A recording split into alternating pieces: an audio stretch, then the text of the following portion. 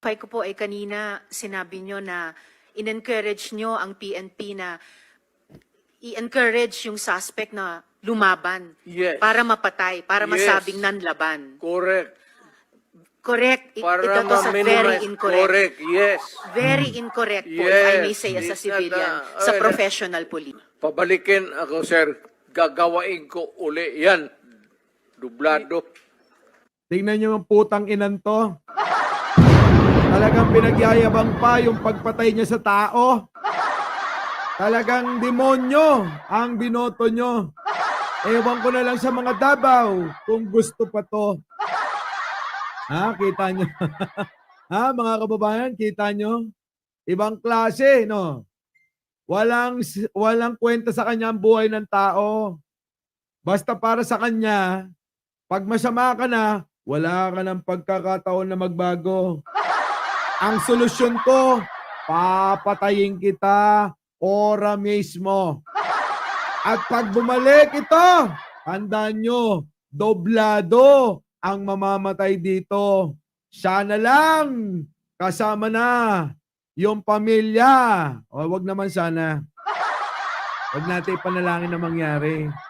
Wag naman sanang mangyari sa pamilya ng mga nanditong naniniwala dito kay Digunyo. Diba? Kasi pag nagkataon, doon nyo palang mararamdaman kung ano ang pakiramdam ng nawalan ng ama, nawalan ng magulang, nawalan ng anak. Kita nyo na? Diba? Paano na?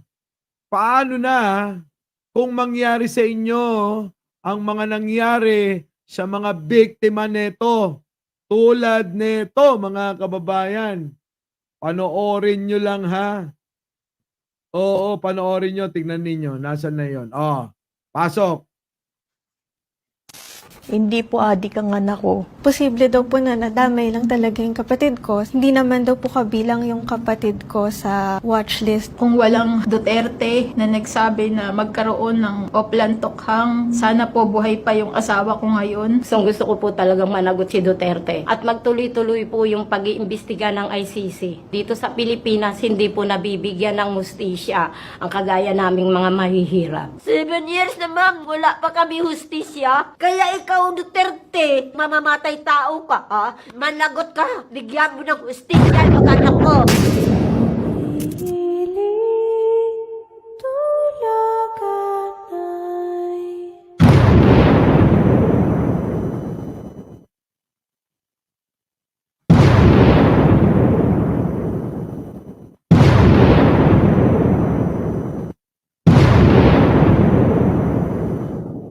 Tatlong bala para kay Duterte. Diba, mga kababayan, gago talaga. Oh, sige, Digong, ulitin mo nga para naman sa kasayahan ng mga basher ko na nandito ngayon, ha? Pasok.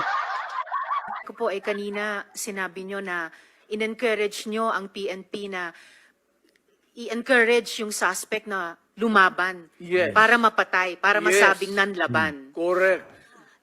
Correct. Para Ito was very ma-minimize. incorrect. Correct, yes. Tama ba yun? Na-encourage mo yung pulis para lumaban yung mga kriminal daw para mapatay na. Pero mamaya ipapakita natin. Nako, si Digong, mga kababayan, pinahamak yung mga pulis. Opo, pinahamak yung mga pulis. Oo. Very incorrect po, if I may Yes. say as a It's not, civilian, sa professional police. Pabalikin ako, sir. Diba? Gagawain ko uli yan. Dublado. Diba? Demonyo talaga. Kaya ako naniniwala, mga kababayan, talagang eto walang Diyos at walang kinikilala kahit sino pa. Basta ang gusto lang nito parang si Sara, masunod ang gusto niya. Ni dating Pangulong Rodrigo Duterte sa Senado na meron siyang itinatag na Davao Death Squad. Nung alkalde pa siya na binubuo umano ng mga mayayamang negosyante na gusto raw pumatay ng kriminal. Hala ka! Tingnan mo, inako ha. Pasok. Ako rin ni Duterte ang buong responsibilidad sa kanyang kampanya kontra droga nang maging Pangulo na. Pero nang direktang tanungin kung kasama rito ang responsibilidad sa mga namatay sa drug war, sinabi niyang ibang usapan ang criminal responsibility. Oh, patay na. So, parang binuyo niya lang yung mga pulis para pumatay ng mga tao. Tapos, yung responsibilidad, biglang kabig. Teka muna, ibang usapan yan. Puta. So, anong ibig sabihin? Niloloko lang kayo neto. Pati yung mga pulis nagoyo. Kaya tuloy maraming pulis nakakulong.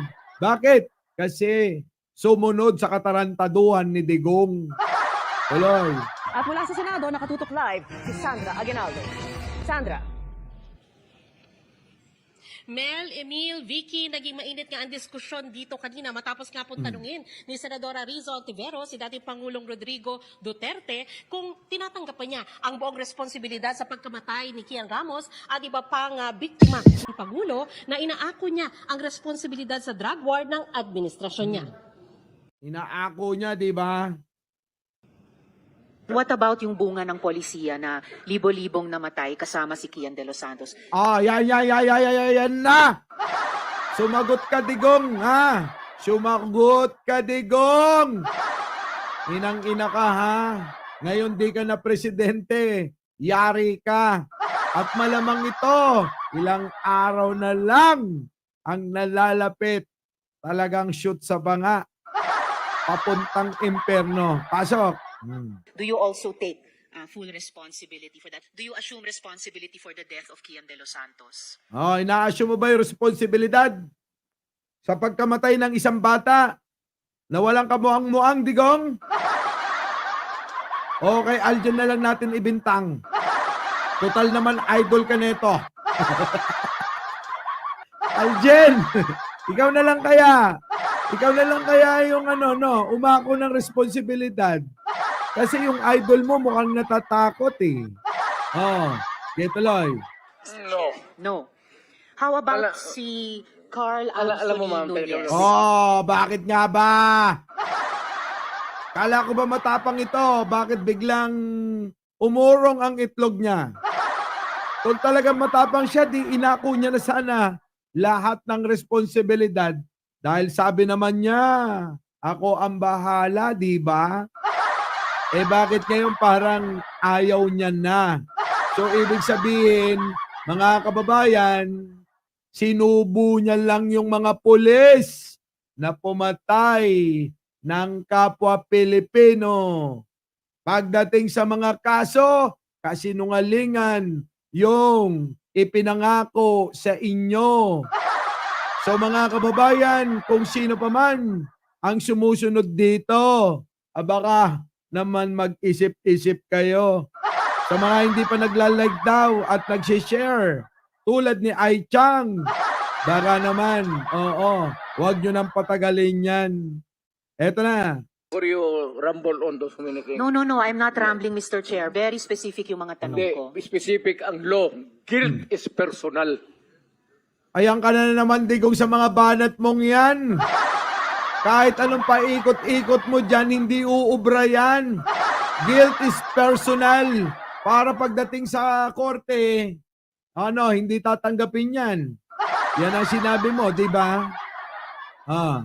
So paano na ngayon yung mga binigyan mo ng direktiba para pumatay sila? So bahala sila sa buhay nila. Ganun ba yon? Parang ganun ang ibig sabihin ni Digong, mga kababayan. Tanong ka muna ng abogado. Okay lang po. Kayang O tingnan mo, napaka-arrogante mo. Kita mo yung dalawang gwapo at maganda. Oo. Na mukhang anino sa likod ni Risa. Mga abogado yan. Di ba? Tuloy. Napaka-arrogante ni Digong. kaya kong magtanong sa abogado. Sige, itanong. Huwag mong utusan, Digong. Kaya niya yan. Baka nakakalimutan mo, senador yan. At ikaw, wala na, lipas ka na. Diba? Namimiligro ka pa nga na manalo sa Davao. Tapos, kung makapagsalita ka dyan, akala mo naman, Siguradong mananalo siya sa Davao. Oy, mga taga Davao, narinig nyo ba yung sinabi ni Digong? Pagka daw siya uli nabalik sa kahit anong posisyon. Oo, kasi malabo na yung maging presidente. Tandaan nyo yan. Pag nabalik si Digong sa Davao, nako, doblado ang mamamatay sa inyo. Kaya ngayon pa lang, Aljen Romero, condolence para sa inyo. Ngayon, before we proceed. No. Hindi tayo I magkakaintindihan have prepared dito. these questions. Hindi tayo magkakaintindihan dito. Puta, kung si Bato yan, kinontempt na yan. Mabuti na lang si Risa mabait pa. Diba? Oh. Condolence in advance sa mga supporter ni Tigol. Kaya nga. Sige tuloy. Oy, baka nakakalimutan nyo yung mga namatay noong panahon ni Digonyo. Mga naka-Duterte. Wristband yun. Nakalimutan nyo ba yon? Mga namatay noong panahon ni Duterte. Naka-wristband yun. Nakalagay sa wristband. Ano? Duterte. May kasunod pa, Cayetano. Si Cayetano, hindi na natin marinig, no? Kita nyo? Ano na? Sige, tuloy. Kaya kayo, naku, kabahan na kayo. Yung mga supporter ni Digong dito, kabahan na kayo. Kasi ang balita ko, talagang galit yun sa mga bobo tanga na katulad nyo. Oo, kaya inuna kayo. Kita nyo, nauna pa kayo kesa sa mga drug lord na pinatakas ng idol nyo. Diba? With my Guilt legislative is staff. personal. Yes, it's very personal. Hindi So, mo pwedeng ipasa sa iba yan. I take full responsibility. Yung sinabi ko na war on drugs.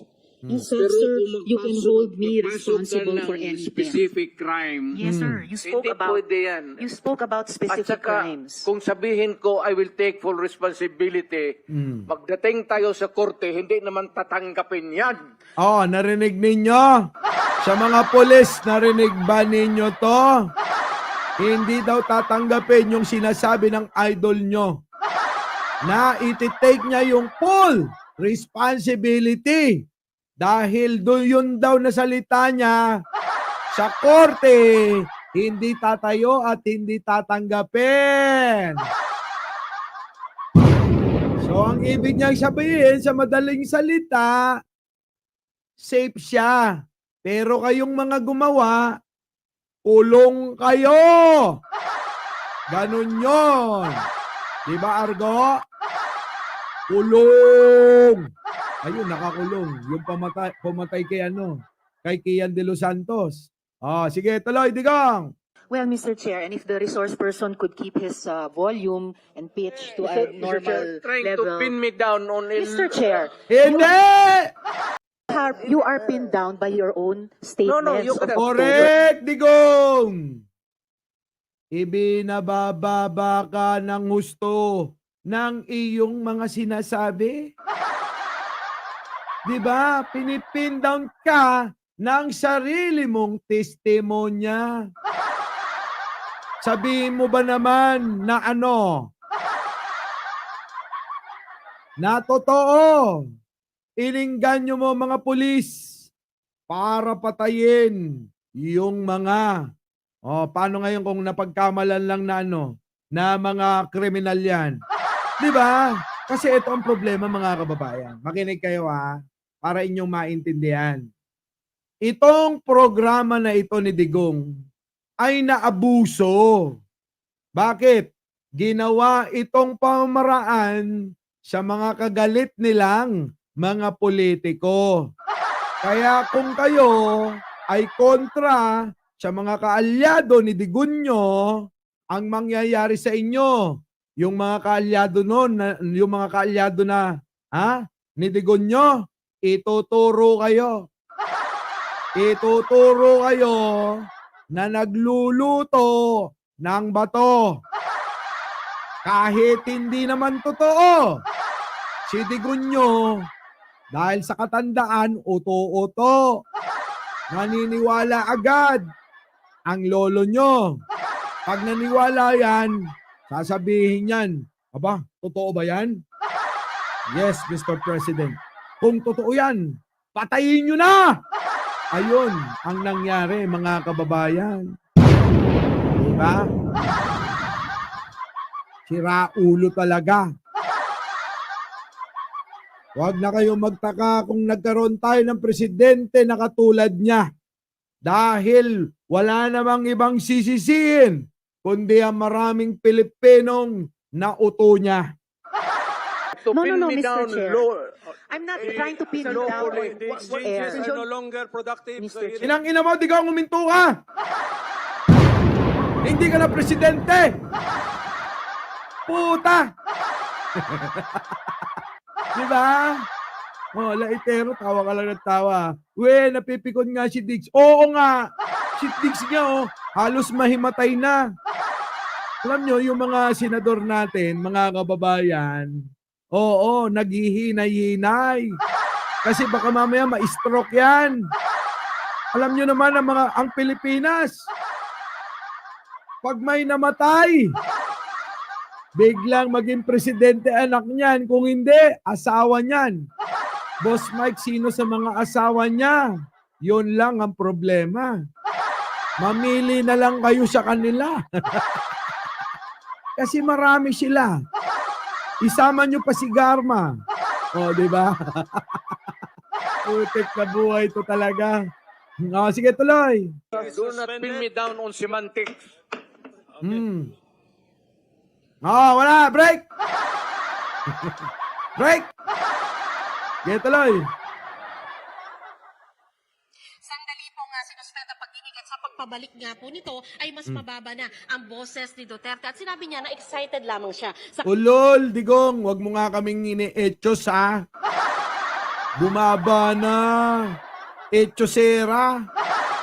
Sabihin mo lang natakot ka. Biruin mo, bumaba na daw kasi excited lang daw siya. Oh, first time mong maimbita. At first time mong dumalo, di ba? Putik ka tisigong na to. Sige, tuloy. kanyang pagharap sa Senado. Iniba na rin po ni Senadora Ontiveros ang kanyang tanong. Bago po yan ay sinabi rin ni Duterte dito sa pagdinig na totoo ang Davao Death Squad pero hindi umano ito mga pulis. Narito. Kita nyo, totoo ang Davao Death Squad, sabi niya. Oo. Totoo ang Davao Death Squad. Sabi niya mismo. Galing sa kanya yan, ha. Baka mamaya sabihin ninyo, gawa-gawa ko lang. Sa kanya yan mismo galing, ha. Report. I can make the confession now, if you want. Ayan na, mag-confess na daw. Ito na, Digong. Galingan mo, ha. Kasi nakikinig sila. Pasok. Mr. Chair. Talagang niyayari ko. Talagang niyayari ko. Niyayari means pinapatay. Amin na siya. Talagang niyayari ko. Okay. Kita nyo, yung katarantaduhan niya, pinagmalaki pa. Ganyan na ganyan. Yung idol ng mga tanga. Katarantaduhan ng idol nila, pinagmamalaki pa. Kaya nga sabi ko, talagang ganun ba yung mga tanga? Kung umidolo sa mamamatay tao pa. Meron akong death squad. Death squad. Pero hindi yung mga pulis. Hoy, Digong, napansin ko rin. Yung katabi mo, nandyan si Machong-Machong si Panelo. Machong-Machong Panelo. Aabangan ko yung bulong mo, Di ba, mamita? Pasok. Sila rin yung mga gangster. Yung isang Mr. Chair? gangster, utusan ko. Patayin mo yan, kaya kung hindi mo patayin yan, patayin kita ngayon. Kita nyo, narinig nyo yan? Juliet Kinaco Rivera, Boss Amo Panginoon, Lynn Hirikawa. Kung di mo papatayin yan, papatayin kita. Paano ba namang hindi susunod yung mga pulis na inuutusan niya? Kung ang direktiba niya at utos niya ay susuwayin nila. Hindi ba't ganyan ang nangyari kay Espinido? Sinama siya sa listahan nila. Diba? Kaya napakawalang ya talaga ni Digong. Pagdating dito sa usapin ng ng pagpatay ng mga inosenteng tao. Kita niyo mga kababayan, sino ang susuway? Kung hindi mo susundin ang utos niya, ikaw mismo ipapapatay niya. O dili kaya, sabi niya at yabang niya, siya daw mismo ang papatay sa kanya. Diba? Aloy. Sa harap ng Senate Blue Ribbon Committee na nag-imbestiga sa kanyang gera kontra droga noon. Ito ang sinabi ni dating Pangulong Rodrigo Duterte nang mapunta ang usapan ukol sa umunay Davao Death Squad. Nang pagsisain ng dating Pangulo ng mga senador, hindi malinaw ang naging tugon nito. Oh, kita mo, bobo talaga. Kanina nagyayabang ka. Eh bakit ngayon nung usisaing ka, hindi mo na masabit, hindi mo na masagot ang mga tanong nila.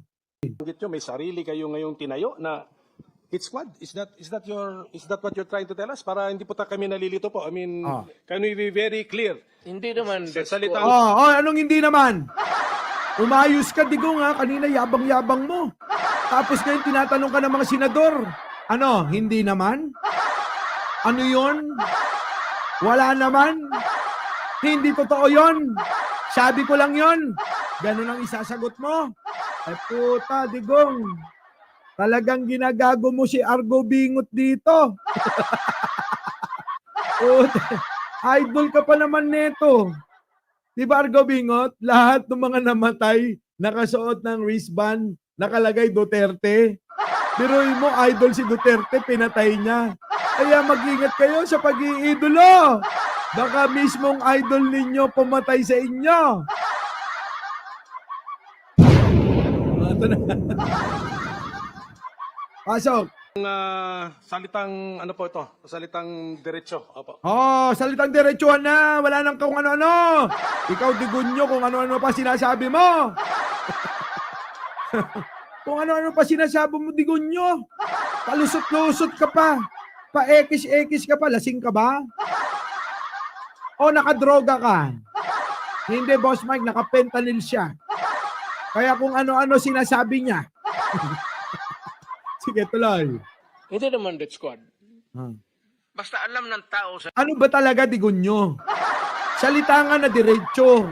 Huwag nang pasikot-sikot. Hindi yung pwede na death squad. Sabi mo lang kanina, nagtayo ka. Sabi mo, ikaw mismo nagtayo. Eh bakit ngayon meron pang pwede naman?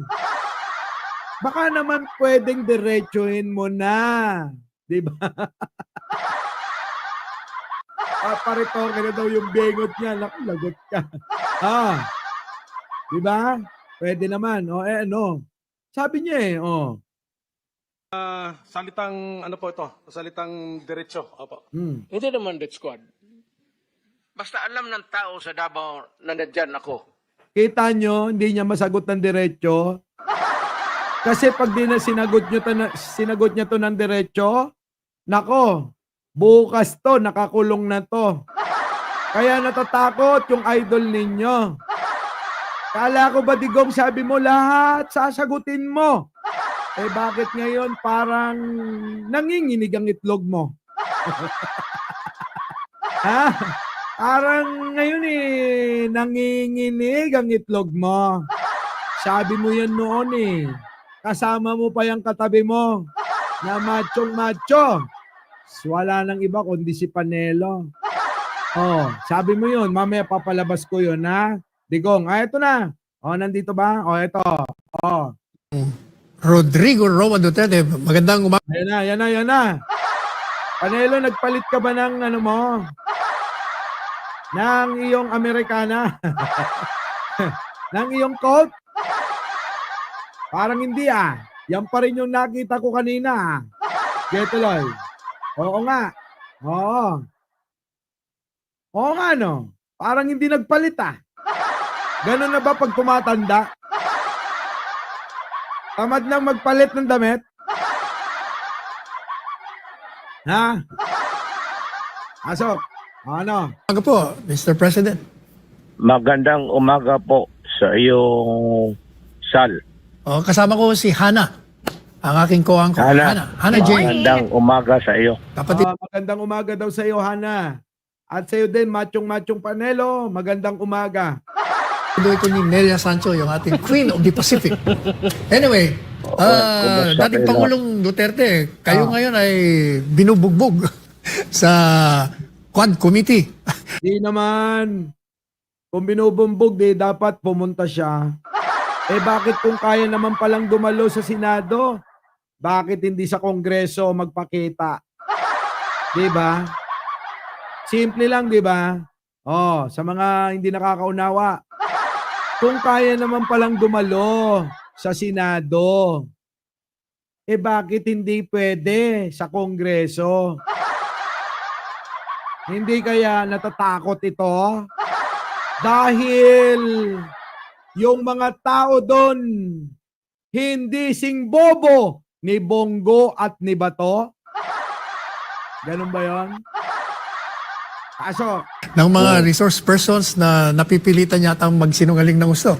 Eh kayo daw, iimbitahan daw ho kayo ng Quad Committee. Ano ho ba ang posisyon nyo rito? Kayo ba dadalo? Anytime po. Nakatanggap na po ba kayo ng imbitasyon? Nagyabang na naman ng gago. Sabi, anytime ho. Dadalo ako ho. Pero nung isang araw, wala kayong nakitang anino. Netong si Digonyo. Kahit anino nga lang eh. Wala tayong nakita na dumalo. Diba? Aloy. Wala pa. But I would be happy to appear in both the upper and the lower house of Congress. Upper and lower daw. Oo. Masaya daw siya pag inimbitahan siya.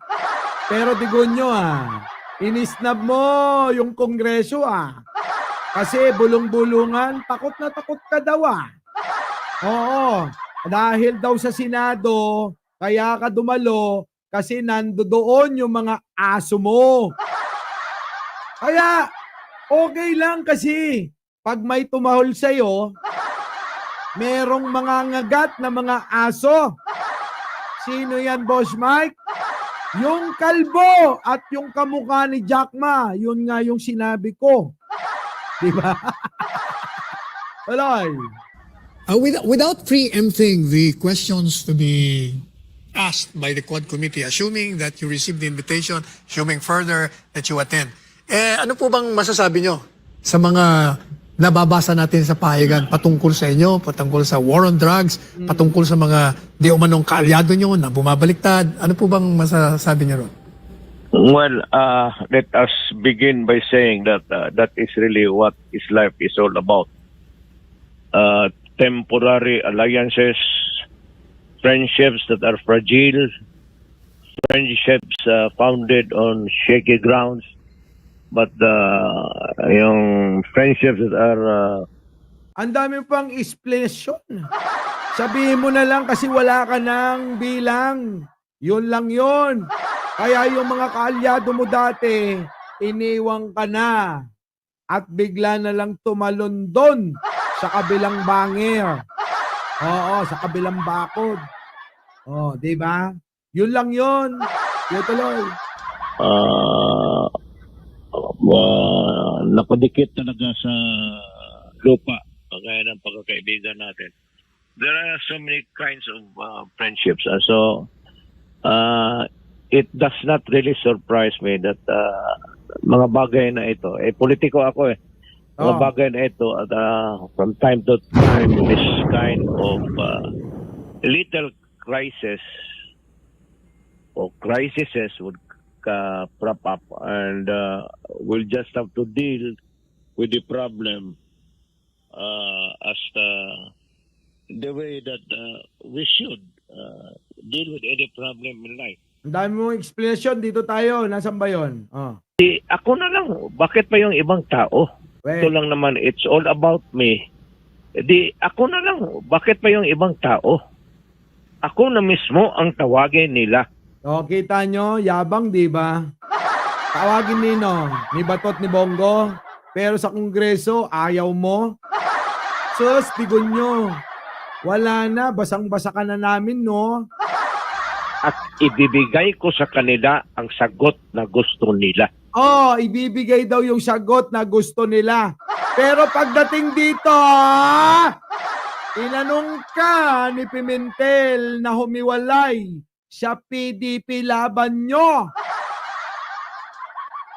Bakit di mo masagot ng diretso? Kala ko ba ibibigay mo ang sagot na gusto nila? Ang tanong lang naman ni Pimentel, sabi niya, pwede bang wag na tayong magpaikot-ikot dito? Mag-usap tayo at sumagot tayo ng diretso. Ay bakit di ka makasagot ng diretso, Digonyo? Oh, pasok. Po ito, salitang diretso. Opo. Oh, salitang diretso. Narinig nyo? Kaya alam nyo kung hindi nyo pag-aaralan yung sinasabi ni Digonyo, maliligaw kayo. At kapag naligaw kayo, sasabihin namin sa inyo, hindi kayo naligaw. Nautulang kayo. Diba? Tuloy. Hindi naman death squad. Basta alam ng tao sa Davao na Diretso nga, aminin mo na. Ganito. Ako. Ano yung sinasabi mo? Tapos dami mo pang paliko-liko. dyan ako. At magkamali ka and you commit a heinous crime. At walang mapuntahan yung agrabyado. Ako yan. Nung structure nung...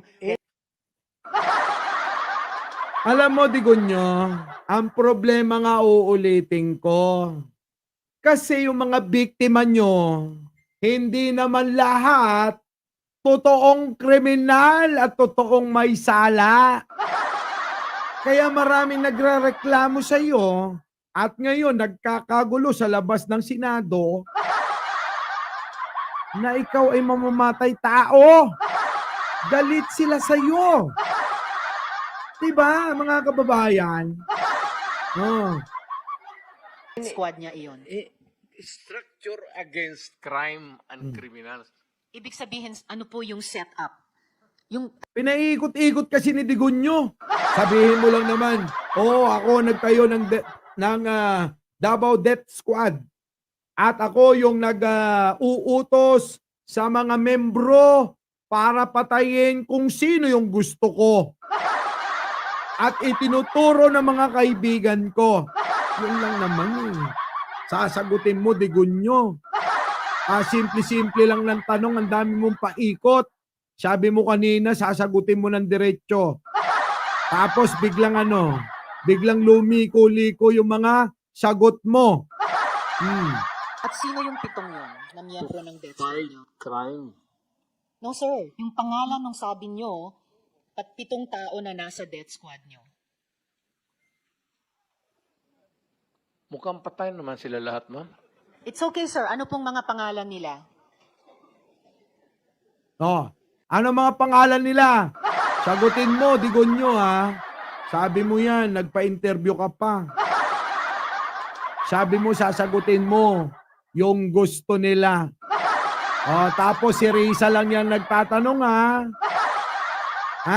Si Risa pa lang yan nagtatanong Tapos bigla ka na lang napayuko at nag-isip ka. Iniisip mo na naman ba kung paano ka magsisinungaling sa tanong niya? Ganun ba? Hindi. Yumuko siya kasi iniisip pa niya kung paano sagutin ng kasinungalingan yung tanong sa kanya. Tuloy. Naman sila lahat, ma'am. It's okay sir, ano pong mga pangalan nila? Ano mga pangalan? Di ba membro mo sila? Dapat kilala mo yan. Ako nga, kabisado ko lahat. Yung mga membro namin doon, sa ganito. Digonyo. Tuloy. Sagot! Ina mo ah. Ina mo, Digong! Sumagot ka. You know, when I was mayor, Oh, sumakit yung ulo niya. Sumakit. Puta, Digong, si Risa pa lang yan. Paano na kapag ka nagtanong sa'yo yung magagaling na kongresista? Yari ka! Digon nyo! Puta, naihina. you know, when I was mayor, it's about 43. Puta, laki nga natin. Tangina mo, Digong. Ano nangyari sa'yo? Bigla na lang nagkaganyan ka. Ha? Oh, yung idol nyo, tulungan nyo. Nagmumukha ng gago. Hindi lang mamamatay tao. Nagmumukha pang tanga at bobo. Oh, tingnan nyo. Risa, tanungin mo ulit. Tanungin mo ulit, ha? Sige, tuloy. It's okay, sir. Ano pong mga pangalan nila? Yan na. Ano mga pangalan daw nila?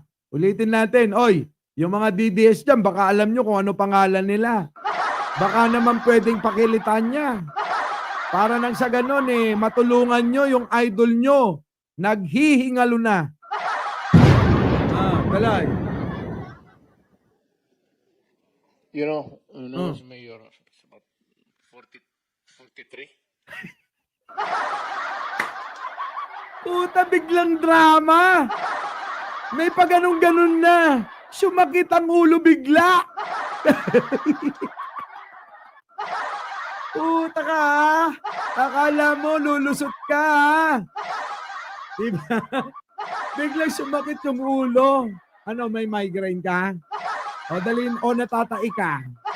Paalam ka na. Sabi mo, excuse muna, pwede? O kaya gamitin mo yung ginagamit ni Sarah. Ano yung ginagamit ni Sarah? Digon nyo. Time purse.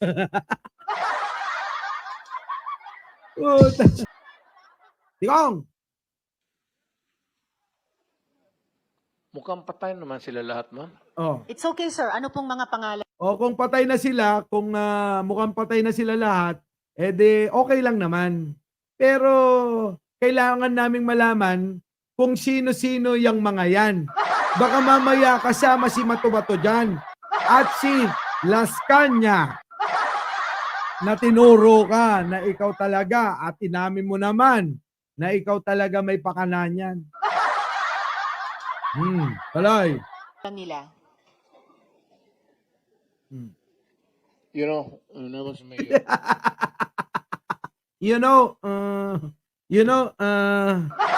parang umiiri na lang Puta, nakakahiya yung idol nyo Nasaan na kayo? Aljen! Ano? Nasaan na? Yung idol nyo parang natatai na. Umiiri na. Sabi niya,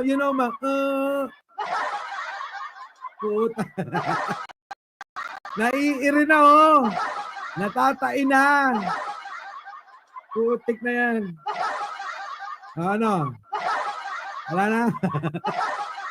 wala na masabi sila. Kaya tuloy natin, pagbigyan natin. Pasok. it's about 43. I am now 73. For the life of... Matanda na raw siya. 73 na daw siya, kaya wala na siya maalala. Oy! Puta na sagot yan, 73 na kasi ko, sabi niya. Ma'am, naitain na. Ma'am, 73 na kasi ko. Matanda na ako, hindi ko na maalala. Kaya kayong mga taga Davao, yung iboboto nyong mayor, ulyanin na. Kaya, pag binoto nyo pa to, sigurado kami na magsasabi sa inyo, wala na rin kayo sa katinuan dahil bumoto kayo ng isang matandang ulyanin na katulad ni Digonyo. Diba? You know, when I was mayor, it's about 43.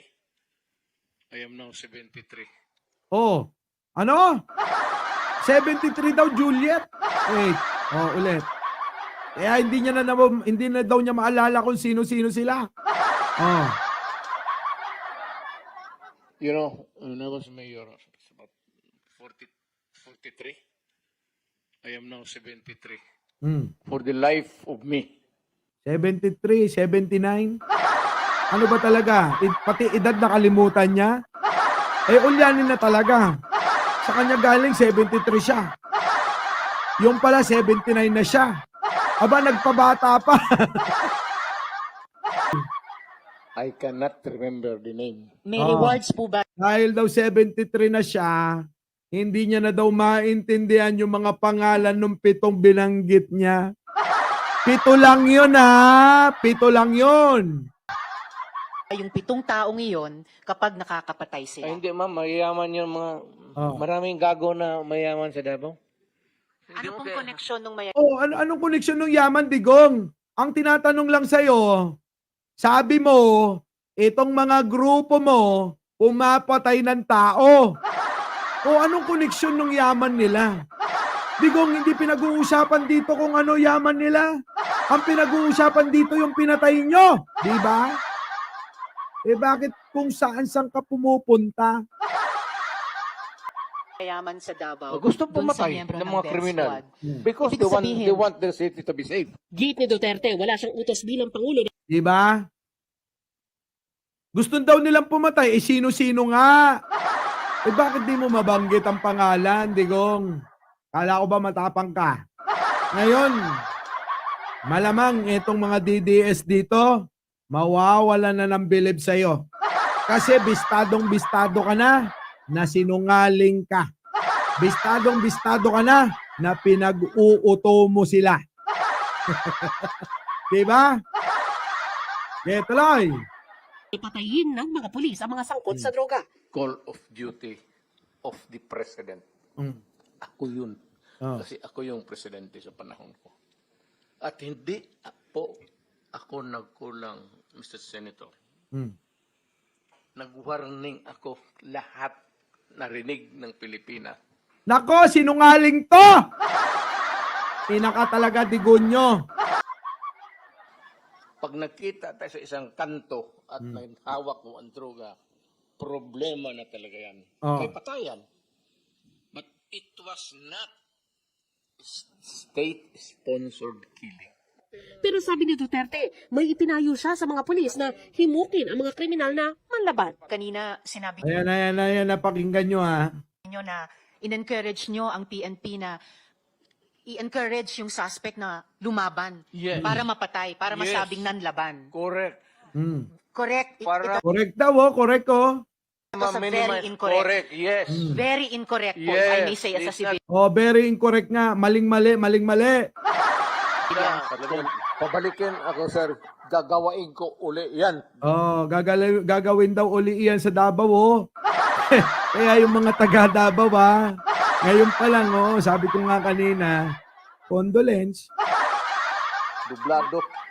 Osaa, silence the gallery and those who will do that again, exclude them from the hearing hall. Gallery, please do not encourage me. Sabi pa ni Duterte, hindi siya tumawag kay retired Colonel Regina Garma noong 2016 para magpahanap ng pulis na miyembro ng Iglesia ni Cristo. Kita nyo, sinungaling talaga siya. Puta. Narinig nyo kung gaano ka sinungaling to? Sabi ko nga, inis na ako sa'yo. Pakinggan nyo to. Sabi pa ni Duterte, hindi siya tumawag kay retired Colonel Regina Garma noong 2016 para magpahanap ng pulis na miyembro ng Iglesia ni Cristo para sa task force kontra droga. Kita nyo, sinungaling talaga. Wait lang, pasok natin to, ha. Crises would lupa, kagaya ng pagkakaibigan natin. There are so many kinds of... Dito.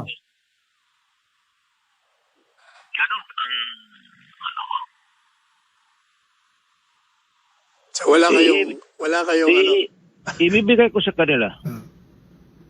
Bahala sila Kaya ako naman, sa kagaya ito ni Ruena, si... Regina Garma. Garma. Yan si Garma, laking Davao yan. Laking pulis sa Davao yan. Yan pa sila Leonardo. Marami yan silang grupo, but itong dalawa na ito, grupo ni Garma, were specifically assigned by me to take care sa droga. Yun ang totoo dyan. Ngayon, there is may marinig ka dyan sa narrative ni Garma na magkuha ka ng Iglesia ni Cristo. Alam mo ba, Sal, kung bakit? Bakit to? Alam mo bakit? Because ang Iglesia ni Cristo, may tiwala ako at alam kong may ipapatrabaho ako pati pera. Narinig ninyo? Nasaan na yung mga gunggong na mga ano ni Digonyo? Sabi ko sa inyo, sinungaling to. Napakasinungaling ni Digong talaga, no? Sabi niya kanina, Sabi niya kanina, wala daw siyang inuutos na kumuha ng Iglesia ni Cristo. Maliwanag sa bibig niya, sa kanya galing mismo. Na sa interview niya kay Machong Panelo, inutusan niya si Garma kumuha ng Iglesia ni Cristo. Tapos tinatanggi niya na. Na-establish na natin kung gaano kasinungaling si Digunyo. Kaya wag na kayong mag-atubili na magbago na isip ninyo habang maaga pa. Iligtas nyo na yung sarili nyo. Nauna na yung mga kaibigan kong vlogger. Muli, mga kababayan, hanggang dito na lang dahil kailangan na magpahinga. Kita-kita po tayo sa next live. Magandang umaga, magandang hapon at magandang gabi sa amandako ng mundo. Naroon kayo. Siyempre, magandang buhay na rin para sa ating lahat. Our beloved Boss Mike